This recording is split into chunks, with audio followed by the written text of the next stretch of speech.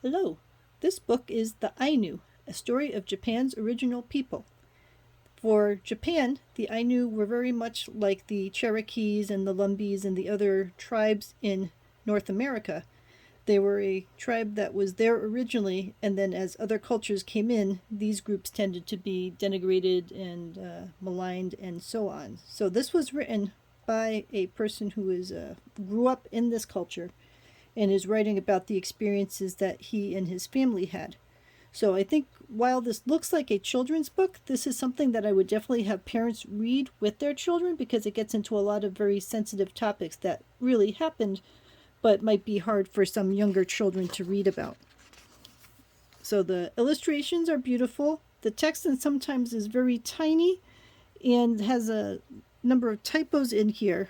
So I wish that they had done a little bit better in the layout and such because this is a very important topic to address. Some of the text, some parents might find a little questionable.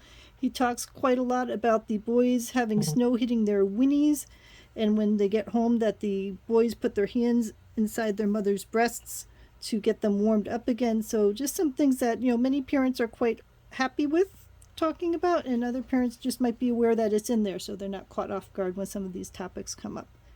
So it talks about the way the families would work together, and there are two different historical stories in here that talk about the folk tales that the families would share together.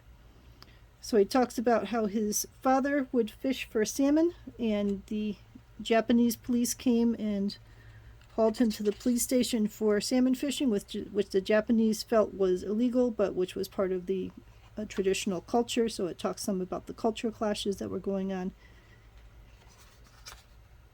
And for example, it talks about how they feared for the young maidens because at times the occupying force would molest the young Ainu girls. It was a deplorable situation.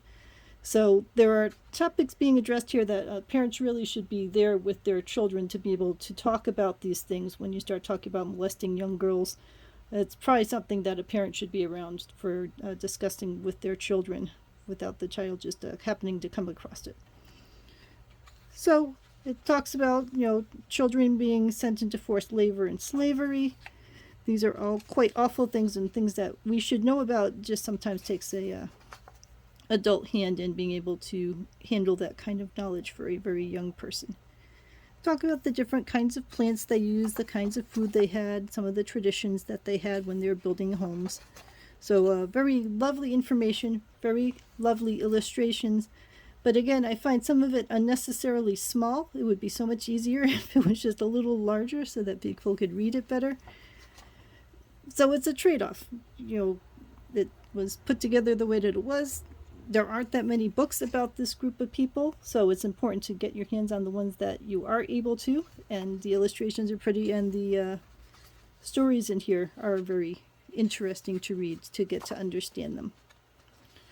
So I recommend the book. I suppose the only other thing I'll mention is that this talks about the story of Japan's original people, but this culture started, I think, in the 1200s or so.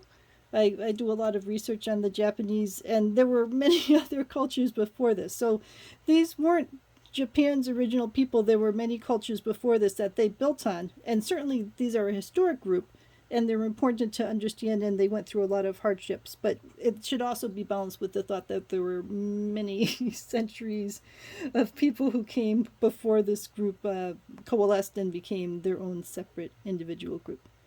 So it's worth having. It's definitely an important part of a library for someone who enjoys historical Japanese information like I do. But just do your research, and again, if you're intending this for a child, sit and read it with them so that you can help them interpret what it's about.